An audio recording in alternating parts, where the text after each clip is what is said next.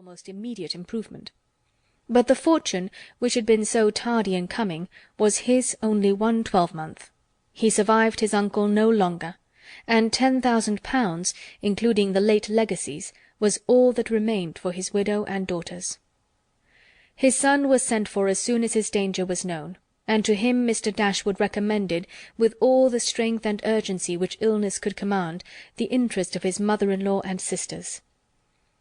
Mr. John Dashwood had not the strong feelings of the rest of the family, but he was affected by a recommendation of such a nature at such a time, and he promised to do everything in his power to make them comfortable. His father was rendered easy by such an assurance, and Mr. John Dashwood had then leisure to consider how much there might prudently be in his power to do for them. He was not an ill-disposed young man, unless to be rather cold-hearted and rather selfish is to be ill-disposed, but he was in general well respected, for he conducted himself with propriety in the discharge of his ordinary duties. Had he married a more amiable woman, he might have been made still more respectable than he was. He might even have been made amiable himself, for he was very young when he married, and very fond of his wife. But Mrs. John Dashwood was a strong caricature of himself, more narrow-minded and selfish. When he gave his promise to his father, he meditated within himself to increase the fortunes of his sisters by the present of £1,000 apiece. He then really thought himself equal to it.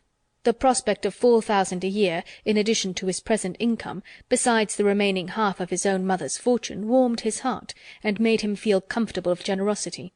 Yes, he would give them £3,000. It would be liberal and handsome.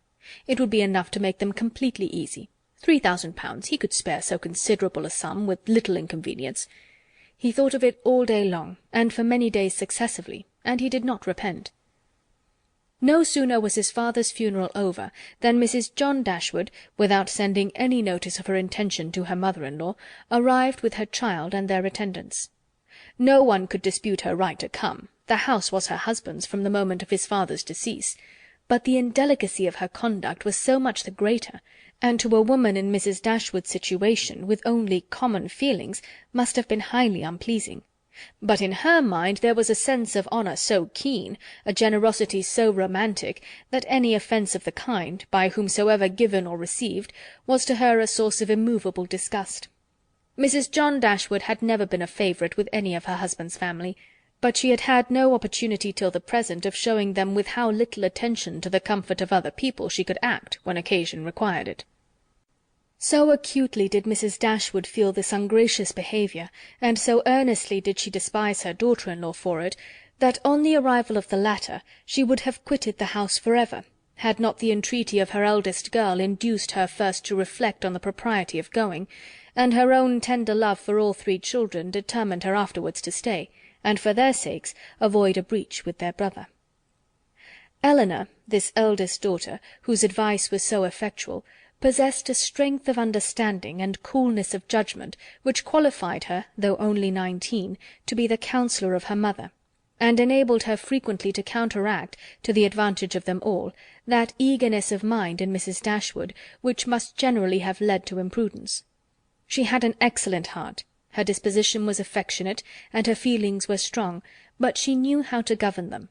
It was a knowledge which her mother had yet to learn, and which one of her sisters had resolved never to be taught.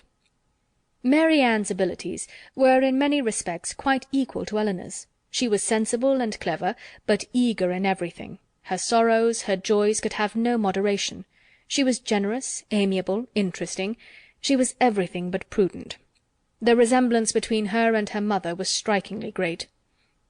Eleanor saw with concern the excess of her sister's sensibility, but by Mrs. Dashwood it was valued and cherished. They encouraged each other now in the violence of their affliction. The agony of grief which overpowered them at first was voluntarily renewed, was sought for, was created again and again. They gave themselves up wholly to their sorrow, seeking increase of wretchedness in every reflection that could afford it, and resolved against ever admitting consolation in future. Eleanor, too, was deeply afflicted, but still she could struggle, she could exert herself, she could consult with her brother, could receive her sister-in-law on her arrival, and treat her with proper attention, and could strive to rouse her mother to similar exertion, and encourage her to similar forbearance.